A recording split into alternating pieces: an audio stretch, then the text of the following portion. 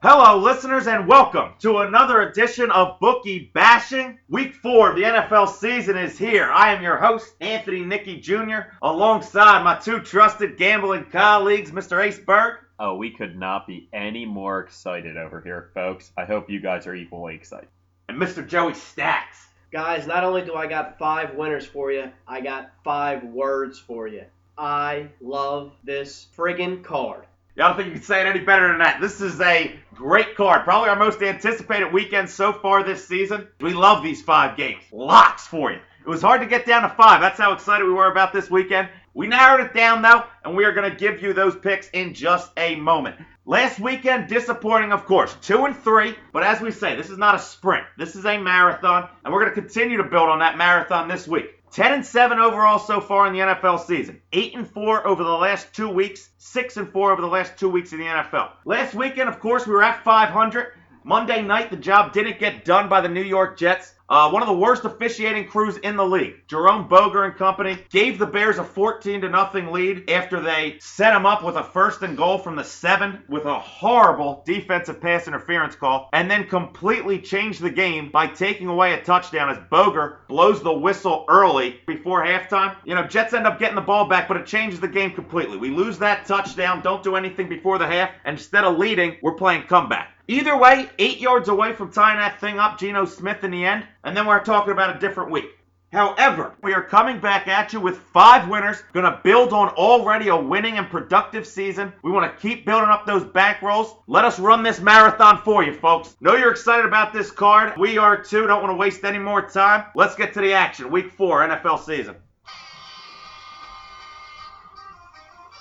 Tennessee at Indianapolis. Indianapolis heads back home following a rout of the Jacksonville Jaguars last Sunday, and we are laying 7.5 points against the Tennessee Titans. We love the Colts here. Take that 7.5 all day. Gonna tell you to buy the hook down to 7 just to play it safe. Don't get beat by that touchdown. But we expect the Colts to roll here by double digits against another AFC South division foe. Colts come in with a stranglehold on the division. They're 13-3 against the spread in their last 16 games against the AFC South. Titans, on the other hand, come in 3-13-2 against the spread in their last 18 against the same division. The Colts know they need this game. They want to get back to 500. They know they need to get to the top of that division before the Texans start to get a little lead on them. Listen, they're 6-2 against the spread in the last 8 games, 4-1 against the spread in the last 5 home games. You haven't heard T.Y. Hilton's name yet. You haven't heard Reggie Wayne's name yet. I expect Andrew Luck to get them involved in the offense this week. They're going to put up a lot of points against these Titans. Titans come in 1-6-1 against the spread in the last 8 overall. They just got banged up in Cincinnati last week. It's going to be tough for them to come out and even keep this game close and Indy.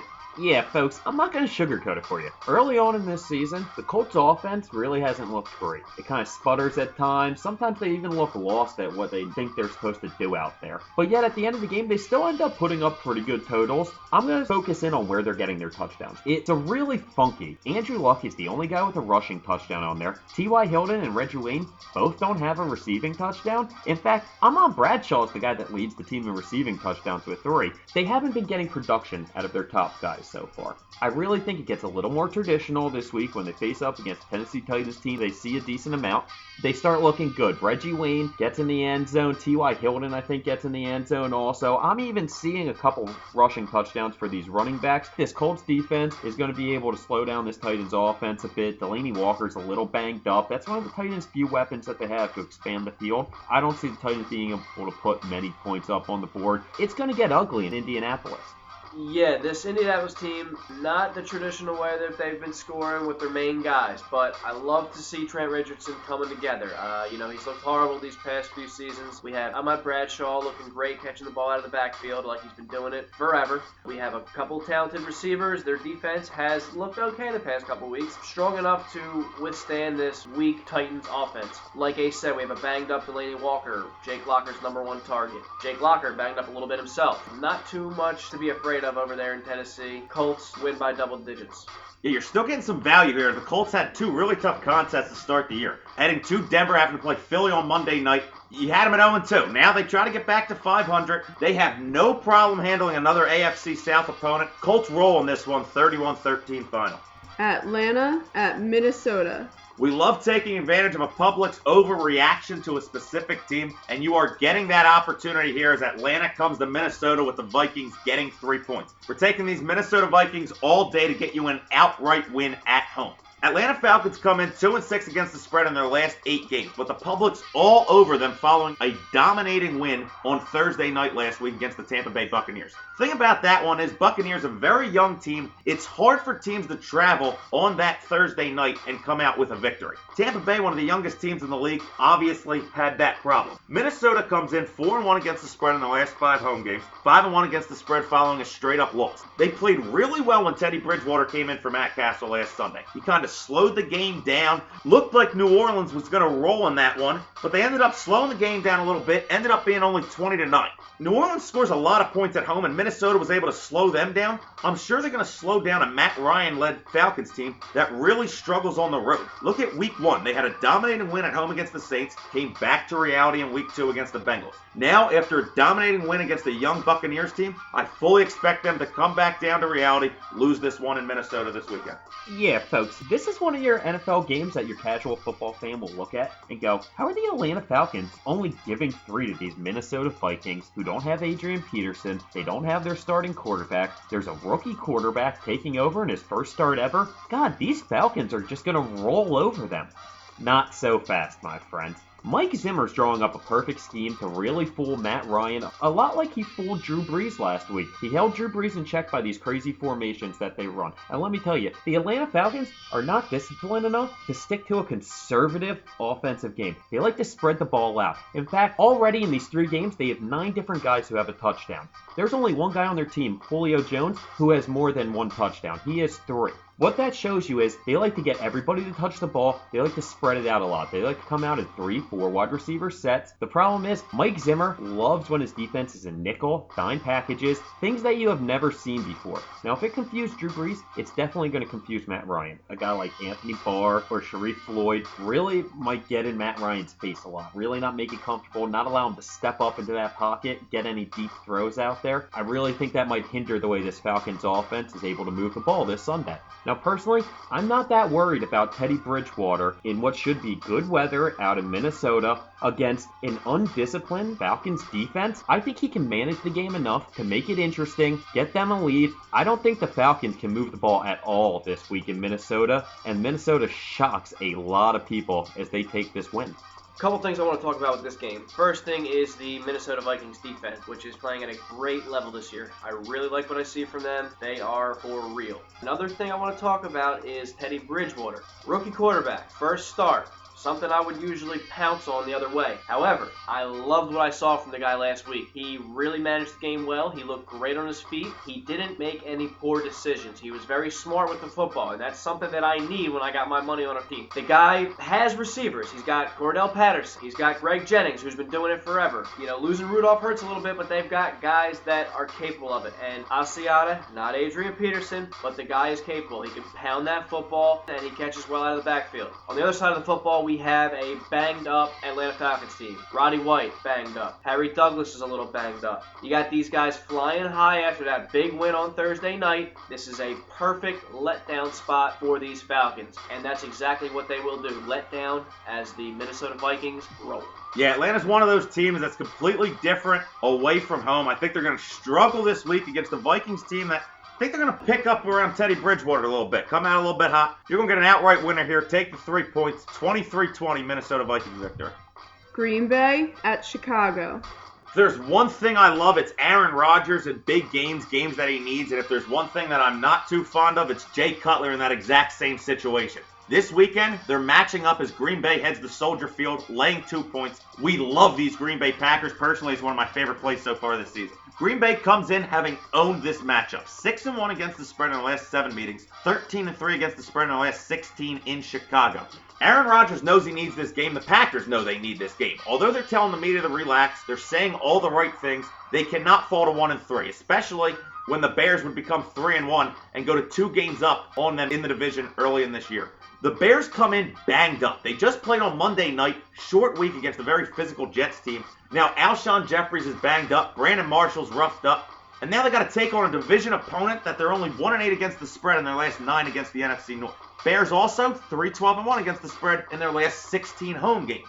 I don't expect Cutler to figure out this Green Bay defense. I think they're going to make it tough on him. Packers roll in a game that they desperately have to have. Yeah, I like this game a lot myself, Tony. We have a banged-up team in the Bears who is coming in on a short week. 2 great things off the bat I love about the game. And now we got a team in the Packers who absolutely dominates the series. Sitting at 1-2, you know that they're going to give it their all this week, and really we are going to see the Green Bay Packers come out and play football for 4 quarters finally. Eddie Lacy, poised for a breakout game. Who better to do against than this piss-poor Bears run defense? Eddie Lacy should have a day. I really like these Packers this week. They will get the W for us. Yeah, this game is really the tale of 2 cities. You have one team in the Chicago Bears, where the public really thinks that they're a really good team at the moment, but yet they're getting real banged up in some key places, and I think the public has too high of an opinion on them. Then you have the Green Bay Packers, who's extremely healthy for an NFL team playing 3 weeks, and the public doesn't think that they're playing that well. They think that they're not clicking, the offense looks a little bad, they have some controversy in the media. I really think that this is a game where the Packers put it all together. Not only is it a huge game in the standings for them, but it's just a big rivalry game for them too. There's a lot of pride on the line going into Chicago in this big game. Now I want to focus in on the guy that Joey just talked about, in Eddie Lacy. Eddie Lacy had a touchdown in both games against Chicago last year. In one of those games, he rushed for over 150 yards. Now so far this season, he barely even has 100 yards. People are freaking out, thinking maybe Eddie Lacy isn't for real. Maybe it was a rookie sensation kind of thing. I want to point out that he played Seattle, the Jets, and Detroit at home. 3 of the toughest run defenses that you can go up against. Things are going to get much better for him against Chicago Bears' run defense that really isn't very good. Their pass defense is a little better from last year, adding Kyle Fuller and a couple nice other pieces, but the run defense might be worse. And Eddie Lacy gets in the end zone for 2. I think the Packers figure it out a little bit, and that they're able to slow down this Bears offense a decent amount. I think the Packers roll. Do not forget the Bears looked horrible in the home opener against those Bills. They played bad against the Niners for 3 quarters, and then they were handed the game by that horrible refereeing crew last week on Monday night. You're getting a lot of value here with these Packers laying 2. They need this win. Love Green Bay to go out, get the job done. 27-20 at Soldier Field.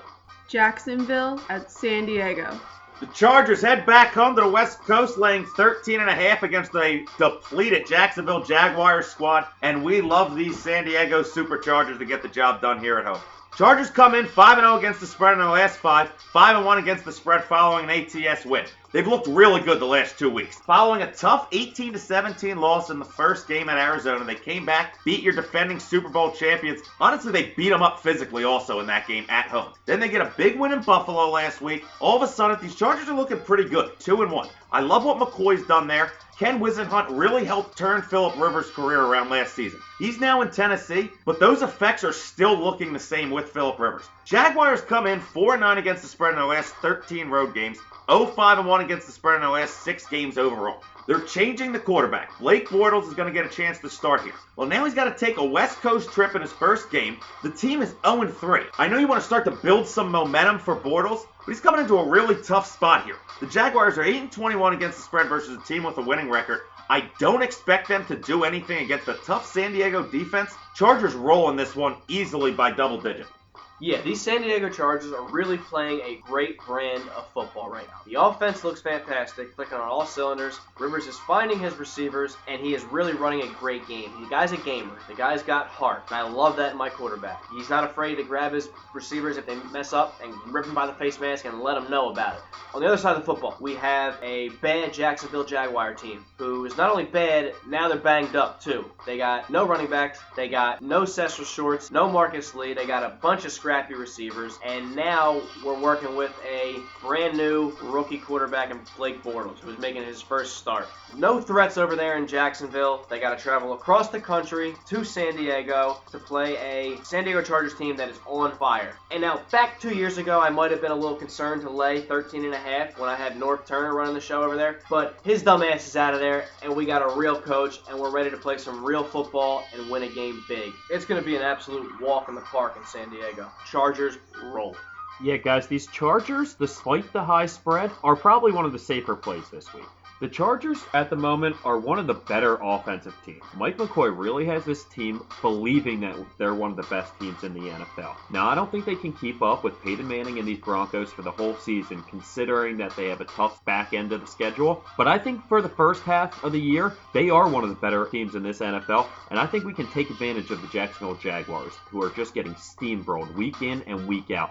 I think that trend continues this week as Phillip Rivers, who's played some really tough games so far.